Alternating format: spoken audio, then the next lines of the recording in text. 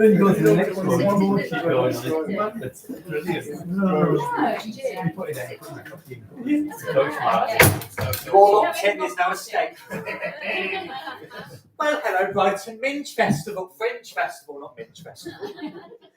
How are we all? We all having a good day?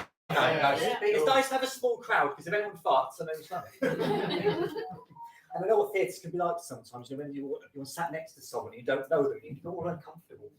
It's all quite lovely. Anyway, before we start, can all the ugly people come and sit at the front, please? All the ugly people down. Do you mind closing your legs, please, because you'll be getting too excited. Now, my name is Ivor Hardy, mistress of the brioche, renowned homosexual, and your future Prime Minister. Now, it's been an exciting day. Before I came here, actually, I did a show at an old age pensioners club. Now, I knew they were going to be old because it was an old age pensioners club, but I didn't realise they were going to be that old. It was so old that when they were at school, they didn't have history lessons. It was current affairs. So I thought I'd start with a nice, easy one for them. I thought I'd do a knock-knock joke. So I knock-knock. They went, not till you show us some form of identification. So, in case you're wondering why I brought this on stage with me, it's because I suffer from nervous indisposition, and it looks better than bringing a blanket on stage with me.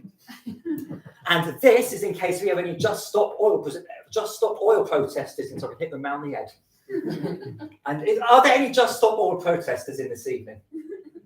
No? Good. Great. So they were. I bought some super glue with me. So to the stage. Now, ladies and gentlemen, strap yourself in for 2 minutes of comedy stretched over a 1 hour show. This is a work in progress performance. I have no idea. You have no idea what I'm going to say. You have no idea what I'm going to do. And to be honest with you, neither do I. But we're going to roll with it. And if you enjoy it, please tell all your friends and family. If you don't enjoy it, shut up. Now, you know what? When I got here to Brighton this morning, I was told it's the capital of the gays. Capital of the gays, unofficial capital of the gays. I was very excited for myself. I am gay. I know it's hard to tell. I've been told that I'm quite butch.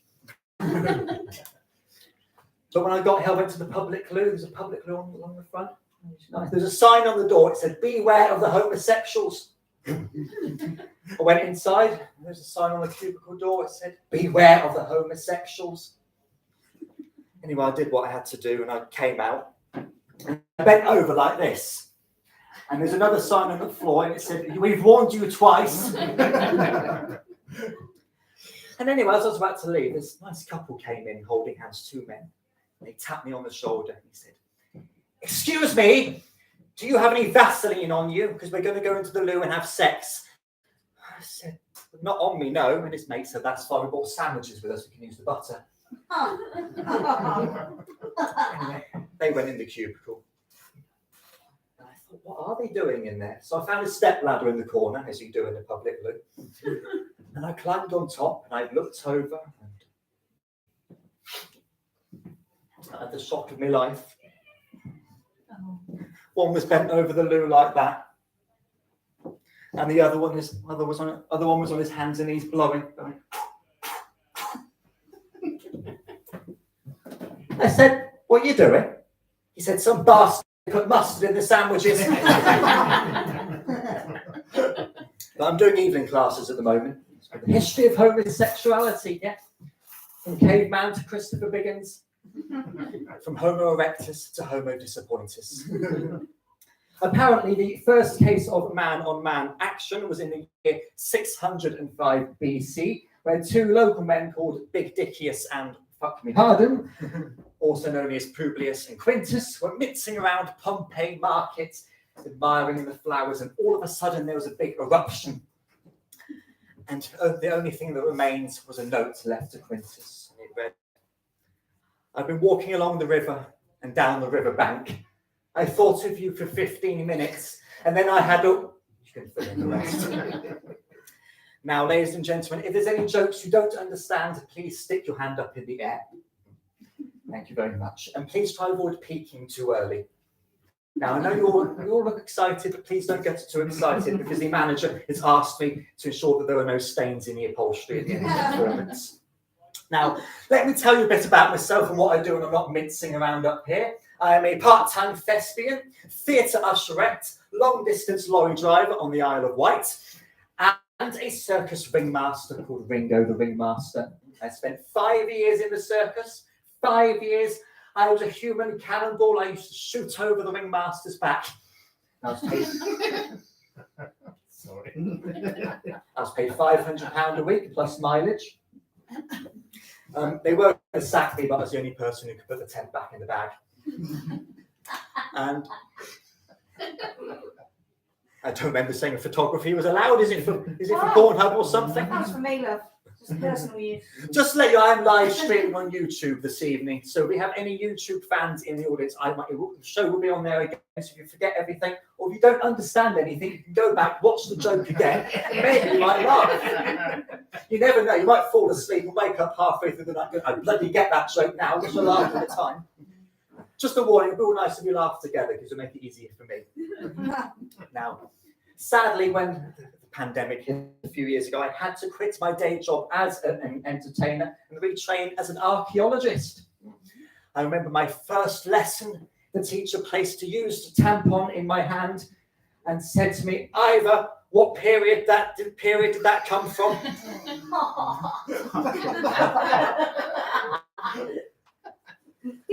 Please don't be scared.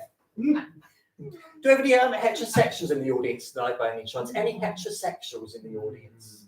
Good, because if it was all gays and lesbians, I'd have to change the joke. But because if we've got heterosexuals, if we've got heterosexuals, I can just stick to buggery jokes.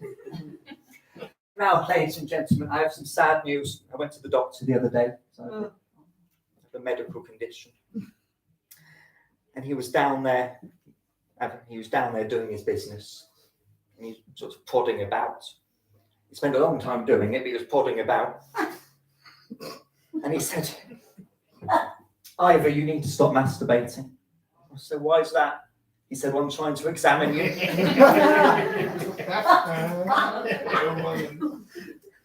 Oh, and he got me to lay on the bed, spread my legs out, and the snap of the glove, and the finger went in.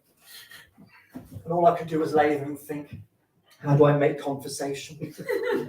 So I said, are you on Twitter? He said, no, but I poked you on Facebook. Anyway, he finished what he had to do, and he left. And then the nurse came in. She went, who was that?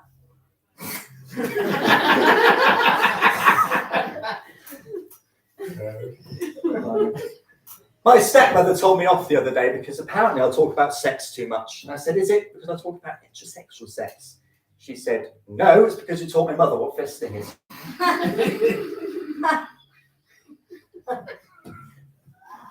And now she wants to give it a go. Already have. I walked into that pub and there's a sign on the loo over there. It says 1 in, 1 out. I said, that's my love life. But I remember when I first started dating, I had to do online dating because I was too nervous to do dating in person. And I did some online dating. And when I was allowed to sort of meet in person, I met up with him and it was with a dwarf.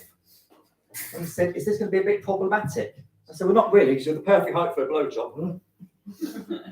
And he took me to the Savoy Hotel for dinner. Savoy Hotel. He maybe paid for it, but he took me. And the waiter, he was kinky. Oh, he was kinky. He said, would you like super sex? I said, I'll have the soup, please. I'd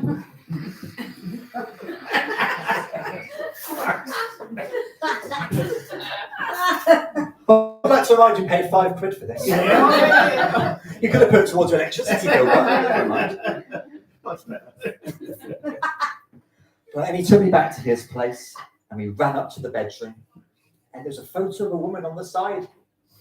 I said, is that your wife? He said, no, that was me 6 months ago. So anyway, I had a terrible childhood. I was very naughty, very, very naughty. I remember one day I took my cat into school and the teacher said, oh, you can't bring that into school, Dominic. Either. No, Dominic, that's my actual name. I'm giving the act away. She said, you can't bring that cat into school. I said, why is that? She said, you can't. I said, I have to. It's for its own safety. She said, what are you on about? I said, well, before I left home this morning, I heard the postman over say to my mother, when Ivor's gone to school, I'm going to eat your pussy.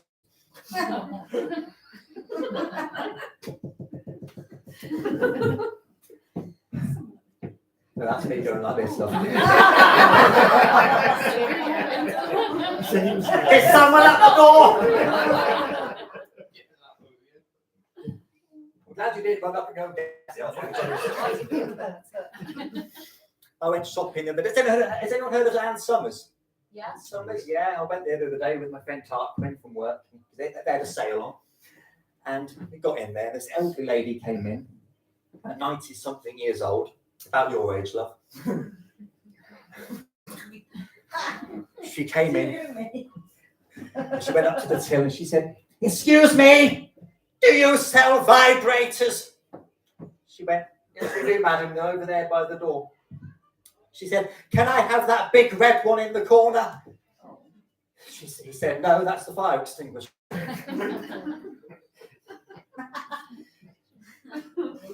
And another lady came in, shaking like that. She said, "Do you sell vibrators?" He went, "Yes." She said, "Do you sell the rabbit-shaped ones with the ball bearings that go like that?" She went, "Yes." "Would you like to buy one?" She said, "No, how do you switch the fucking thing off?"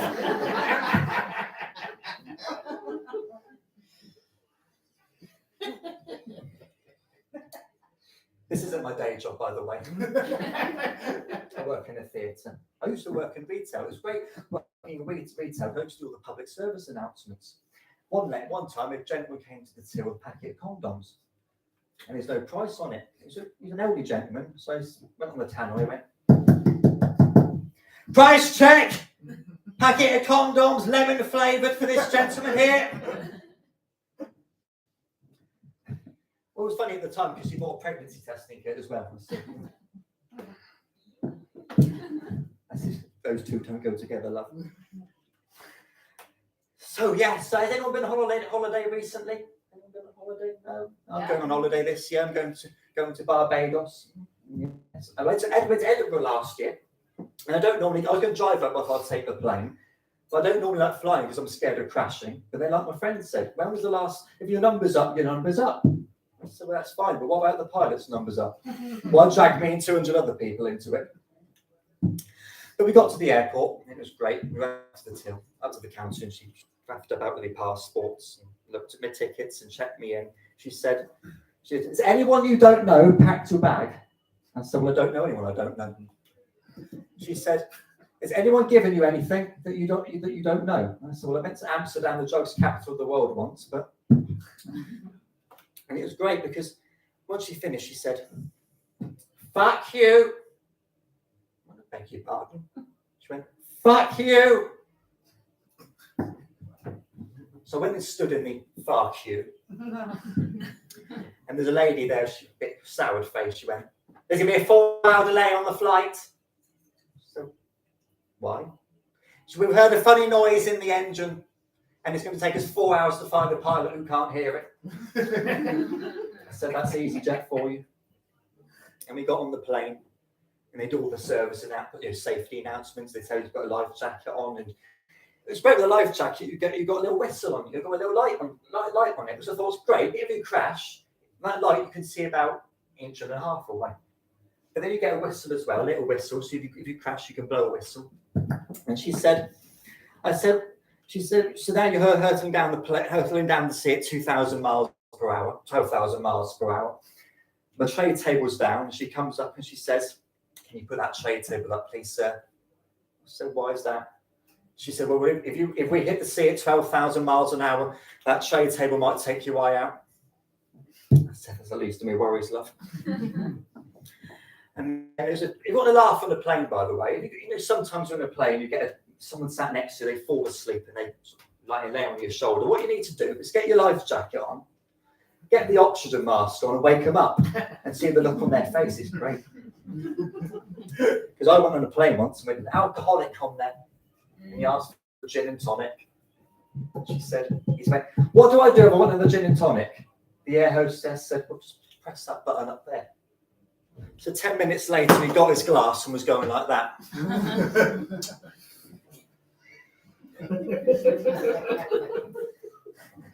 It goes. But anyway, yeah. I've been very naughty the other day. Very, very, very naughty. I went down and saw my friend Tarquin. And we were at a pub. And he came running in.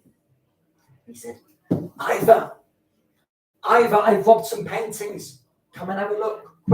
Quick, come and have a look. I said, what paintings of what? He said, of houses.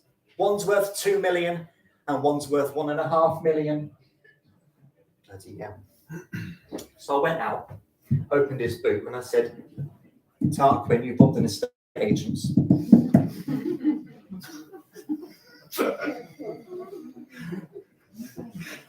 They do get bad.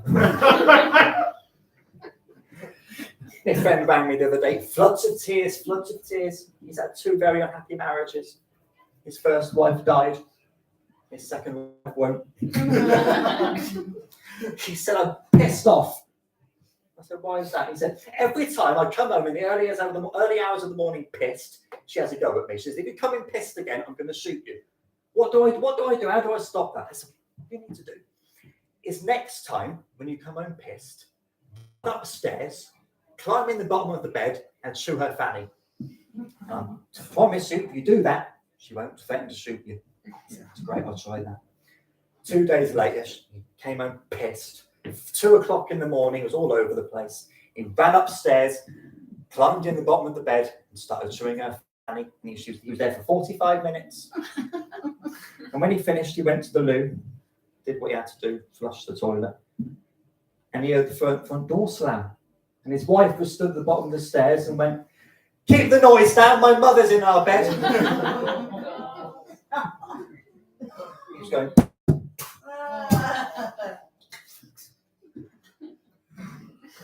but I always get asked, even though I'm gay, I always get like females asking me for advice on certain things, but don't know why. A friend of mine, Claire, she said, my hands are always freezing. I mean, how do I warm them up? I said, I've learned a good trick. If you shove them down your knickers, they'll stay nice and warm. She says, bloody good idea, I'll try that. 2 days later, she was out in Soho with her boyfriend, and he turned to her and went, my hands are bloody cold. What do I do? She grabbed his hand and shoved it down her knickers. He went, bloody hell, I like this, I'll try this again. 2 days later, he went, my nose is freezing. So she grabbed his head and shoved it down her knickers. He went, bloody hell, I'll try this again. 3 days later, they were out and about. And he went, my cock is frozen solid. She laughed.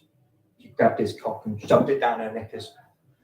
And 2 days later, she went, Ivor, I had no idea cocks thawed out so quickly. They made such a mess. But anyway, tonight, ladies and gentlemen, I'm raising some money. I'm doing a collection for parking in Brighton. £24 for 2 hours. My electricity bill was cheaper than that. But yeah, Christ. So it's been a busy week. Me and my friend went out the other day. We went on a nice little walk. And we pulled up in a little forest area near the McDonald's. Little did I know that the forest we pulled up in was a dogging hotspot. And 2 minutes later, some guy knocked on the window and we raced off. I thought, Christ, I don't want to stay around for dogging. Not after the big mac and chips. But me, my stepmum and my dad are in tonight, ladies and gentlemen. They're very excited. Although they said, can you not tell the story that time we went out for a drive and we had a bit of an accident? So, ladies and gentlemen, 4 months ago they went out for a drive along the countryside and they were bored. It was getting boring. And she turned to my dad and went, how do we get this drive to be more exciting? He went, well, if I get this car up to 100 miles an hour, you could strip off. She went, exciting. So there he was, 40, 50 miles per hour, 60, 70 miles per hour, 80, 90 miles per hour, 100 miles per hour, and she stripped off. And he panicked and crashed the car. And he was stuck, both of them were stuck, all our clothes flung out the window. And he went, what do we do now? She said, we're going to have to go and get some help. He can't. He said, I can't, I'm stuck. She said, you'll have to go and do it. She said, well, I've got no clothes on. She said, that's fine. My shoes have been flung in the bush over there. You ever get your shoes like that? Pick them up, stick them in front of your fanny like that. It'll be fine. So she got the shoes, went like that. She's running along. She doesn't normally walk like this. And she came to a garage, and she ran up to the gentleman and said, excuse me, we've had an accident and my husband's stuck. Can you come and get him out? And he looked down at her fanny and went, he's a bit too far in, love. He's a bit weak. They're still stuck, by the way.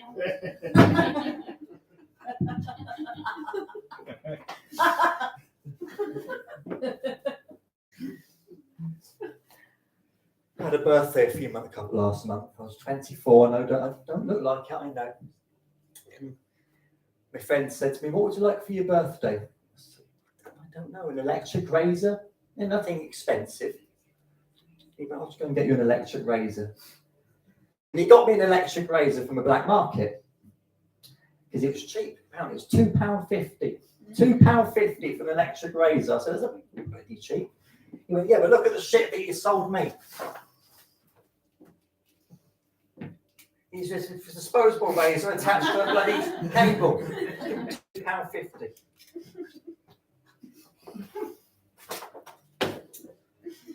Now, ladies and gentlemen, I don't want to take up too much of your time because it is only a scratch performance. It's a work in progress performance. It has been for the last 10 years. So as my evening with you comes to an end, I just want to thank my sponsors this evening, Grindr and Durex. And if there are any homosexuals in the audience this evening, I am on Grindr. I'm not going to tell my name. My name is Dom on there. Dom on Grindr. That's my role in the bedroom. I don't have a profile picture on there for security reasons, national security reasons, and social security reasons. But if you have enjoyed the performance, please do consider donating to my new charity, Parking in Brighton. I've been parked in that car park for 4 hours. I do not want to know what the price is. But thank you all for coming this evening, because like I said, you didn't know what to expect. You didn't know what I was going to say, and to be honest, neither did I. But I'm going to love you and leave you and hope you enjoy the rest of your day in the lovely Brighton, the capital of the gays, during Pride Month. Thank you. Good night.